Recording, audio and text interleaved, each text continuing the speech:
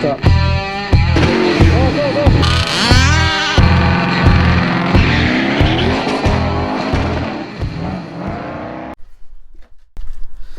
What up guys, welcome to the channel.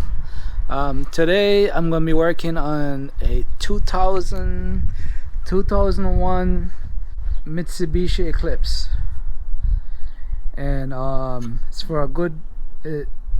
for a good friend of mine, and he asked me if I could do some work on it.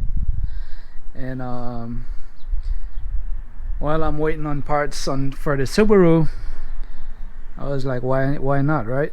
So anyway, so he told me this car, he drove the car home, shut it off, and that was it. He couldn't get it to start. After that, he went the next morning to try to start it up. The car would not start. So they did a crank sensor and timing belt. Yeah, and he bring it to me to try to get it start. So I checked the timing marks and everything on it. Everything looked good. Got a brand new crank sensor, water pump, all that stuff, and this thing still would not start. So my job here today is to try to get this car running. So yeah, so let's dig into this thing and see what's really going on with this car. Alright guys, so I went over and reset the timing marks on the engine. So these are the timing marks. So you got one little white spot right here that's on the camshaft gear, and it's supposed to line up with this V right here that's on the timing cover, in the back of the timing cover. So this mark's supposed to line up with that, and this is the other cam gear, same thing. Alright guys, so you have the same thing on the other side. The little white mark on the teeth of the cam supposed to line up with the V that's on the timing cover on the back of it. You guys could see that V right there. There you go. Yeah, so that's for the two cam. And on the crankshaft, alright guys, so this is the mark that's on the crankshaft gear for the timing. You see a little indent right there on the teeth. No, that's supposed to line up right here. That's supposed to line up with the marking that's behind the crank pulley. You see that marking right there? Yeah, so these two supposed to line up, and I already show you the one on the top. So the timing mark on this car is good. So and he put a brand new crankshaft, a brand new crank sensor inside. This is the new one. I got the old one somewhere.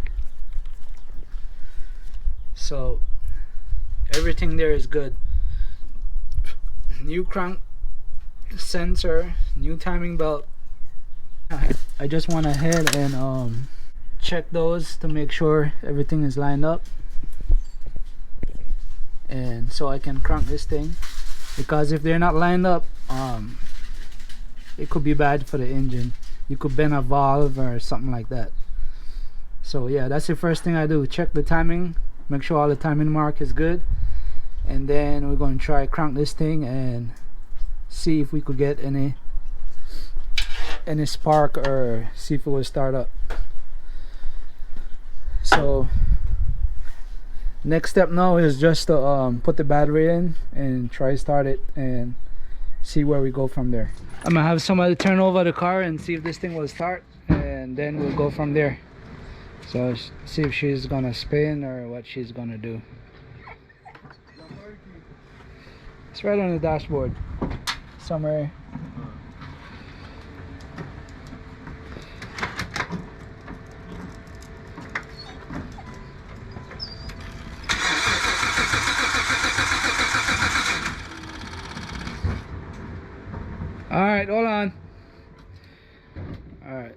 Try it again.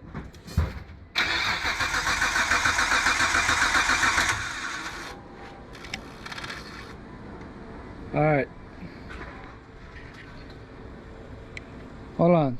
Alright guys, so she's just spinning, not starting. So what I'm gonna do next, I'm gonna try to check the spark plug and see if this thing is getting any spark. And yeah, so let's work on the spark plug. Alright guys, so I pulled one of the spark plug and I'm just gonna grung it to the engine and see if I'll get any spark from it. So let's try that out.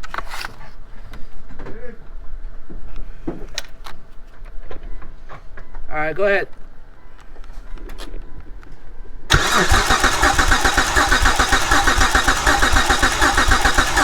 Alright. So she is not getting any spark. So I know we have a brand new crank sensor on there, and so I know that's good, but she's not getting spark now. So the only thing is, I'm gonna check this thing. It's a 2000 car, but they have a distributor, and I'm gonna check, see if I'm getting power to the distributor, and then we'll go from there. So I know it can't be the crank sensor because it's a brand new one in there. So I'm gonna just put this back in there, and we're gonna check the distributor, see if we get any power to it.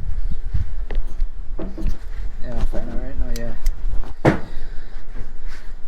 Alright guys, so I pulled the power source from the distributor, and I'm gonna check, see if it's getting power to the distributor. So I'm gonna test the black wire with white stripe, see if I'm getting power, and then alright, so let's check, see if I'm getting power to the distributor.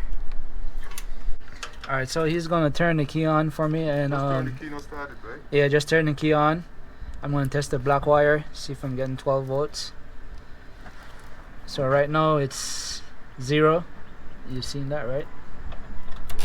Alright, well, the so black wire, that's ground, right? so that's 12 volts. I'm getting 12 volts. Now the black with white stripe, that's the 12 volts.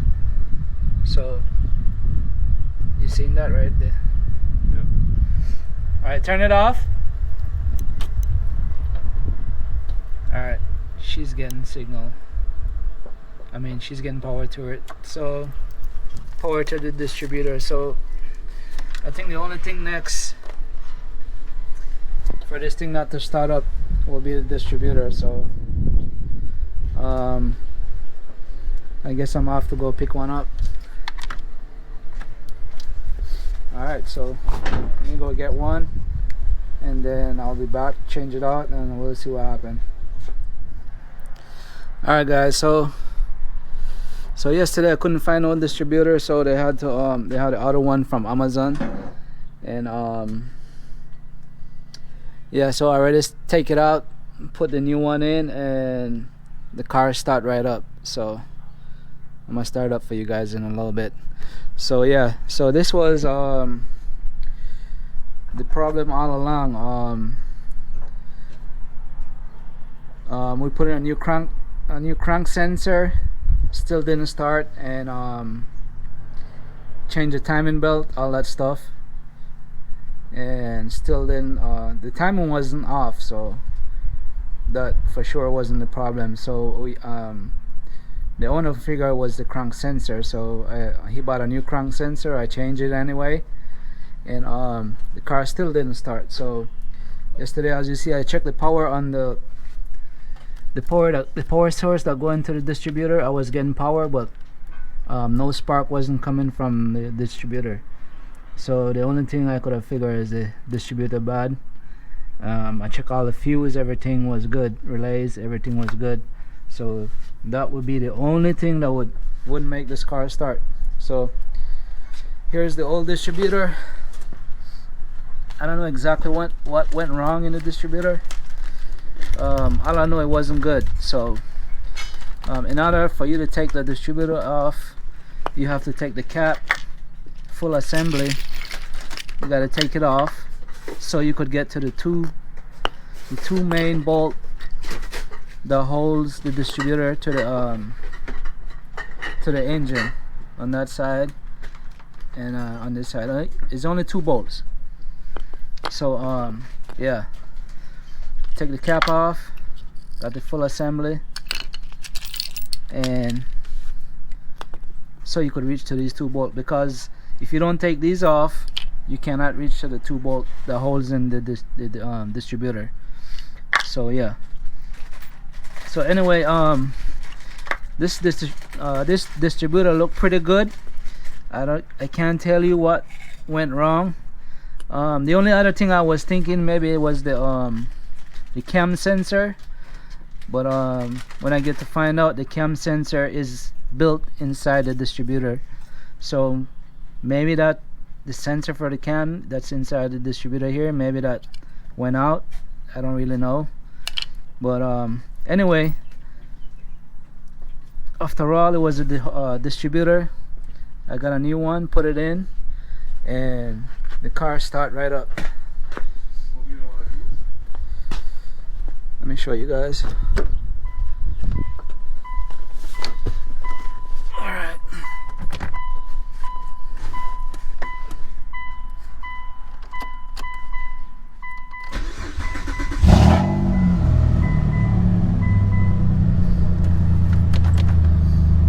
There you go. This thing running pretty nice. So yeah, so if you guys have any like no spark, it wasn't getting any spark from the distributor or anything like that, so she's running pretty good.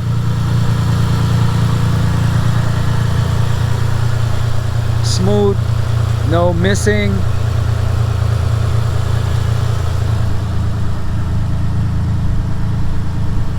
Yes sir.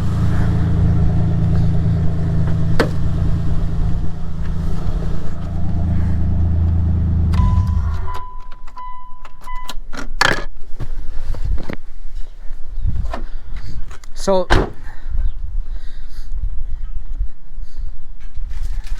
if anyone have a 2000 Mitsubishi Eclipse with the 2005 Mitsubishi Eclipse with a 3.0, and you don't have no spark, can't start, I said probably do the same thing that I do. I check the crank sensor good, we put a new one, it still wouldn't start, and so we changed the whole distributor, because I checked see if it was getting fire from the distributor. I wasn't getting no spark or anything like that, so that's the only thing that would not make this car spark. It was getting gas. So yeah, yep. So I hope this could help somebody out there. Oh, miss a little clip right here. It's for the hose. Yep. So this car was sitting for a while. I know the owner is going to be happy to get this car running back again. So I hope I can help somebody out there if they're going through the same problem. Alright guys, don't forget to like, comment, and subscribe to my YouTube channel, and I will see you guys on my next upload. Peace.